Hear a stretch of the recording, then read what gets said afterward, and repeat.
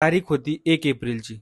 इस्रायलने सिरिया आणि सिरियाची राजधानी दमिश्क इथल्या इराणच्या दूतावासावरती इस्रायलने हल्ला केला. आणि हल्ला कसा केला तर सोफिस्टिकेटेड जेट फायटर आहेत, त्या जेट फायटरने मिसाईल फायर करून संपूर्ण दूतावासाची इमारत तोडून टाकली. इराणचा जो टॉप मिलिटरी जनरल होता तो त्या इस्रायलच्या हवाई हल्ल्यामध्ये मारला गेला. तो टॉप मिलिटरी जनरल असा होता की इराणचे जे इस्लामिक रिव्होल्युशनरी गार्ड आहेत, 1979 मध्ये इराणचं जे काही रेव्होल्युशन झालं होतं त्याला प्रोटेक्ट करणारे जे काही मिलिटरी आहे त्या मिलिटरीचं नाव आहे IRGC.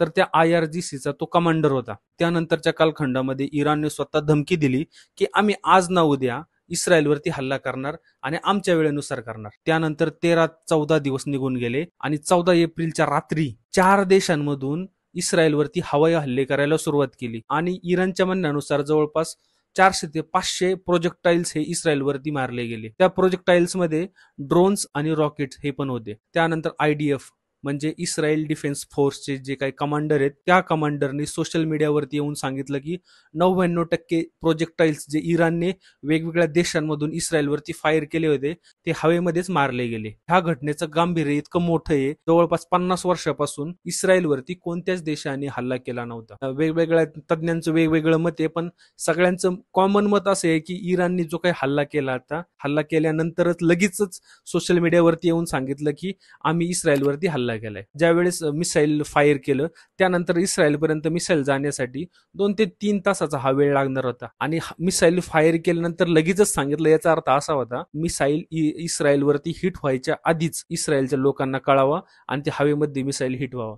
म्हणजे याचा अर्थ असा की इराणचं पण म्हणणं असं होतं की इस्रायलची मानहानी होऊ नये आणि त्यानंतरचं जे काही प्रॉक्सी वॉर चालू आहे इस्रायल आणि इराणमध्ये ते एक्सकेलेट होऊ नये, जे वाढू नये असं इराणचं म्हणलं. त्यानंतर इस्रायलने अमेरिकेची मदत मागायचा प्रयत्न केला. त्याचबरोबर इस्रायल हा संयुक्त राष्ट्र म्हणजे युनायटेड नेशनच्या सिक्युरिटी काउन्सिलमध्ये पण मीटिंग इस्रायलने बोलवलेली आहे. ठीक आहे, त्या मीटिंगचा जास्त फायदा होणार नाही कारण तर रशिया आणि चीन कदाचित ह्या मीटिंगच्या डिसिजनला व्हिटो करीन आणि त्यानंतर युनायटेड नेशनचं कदाचित कोणतंच रिझोल्युशन हे पास होणार नाहीये. परंतु इस्रायलच्या इराणवरच्या दूतावासावरचा हल्ला आणि त्यानंतर इराणचं रिटॅलिएशन, ह्या गोष्टीचं सिम्बॉलिक मिनिंग हे खूप मोठ्या प्रमाणात. ह्या सगळ्या गोष्टी होत असताना एक महत्वाची आणि इंटरेस्टिंग गोष्ट ह्या ठिकाणी झालेली आहे, ती म्हणजे जॉर्डनची.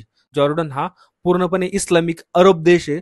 ज्यावेळेस इराणमधून आणि यमनमधून मिसाईल प्रोजेक्टाईल ज्यावेळेस इस्रायलवरती येऊन आदळणार होते त्याच वेळेस जॉर्डनने स्वतःची एअर डिफेन्स सिस्टीम वापरून त्यातले काही मिसाईल्स जे इस्रायलवरती हिट होणार होते ते हवेमध्येच पाडले. ह्या खऱ्या अर्थाने ह्या सगळ्या गोष्टीतून आपण एक कंक्लुजन काढू शकतो की इराणने जो इस्रायलवरती हल्ला केलाय त्याचा फायदा इराणला कमी आणि इस्रायलला जास्त होतोय. काही अरब देश, उदाहरणार्थ आता आपण जे सांगितलं तो जॉर्डन हा देश इस्रायलच्या बाजूने उभा राहिलाय आणि ह्या सगळ्या गोष्टींमधून इस्रायलमध्ये परत एक सिंपतीची लाट वाहायला सुरुवात झालेली आहे. आता खऱ्या अर्थाने पुन्हा इस्रायल इराणवरती रिटॅलिटरी हल्ला करतोय का हे पाहणं महत्वाचं असणार आहे. त्याचबरोबर इस्रायल सोबत अमेरिका इस्रायलची साथ देतोय का हे पाहणं पण महत्वाचं असणार आहे.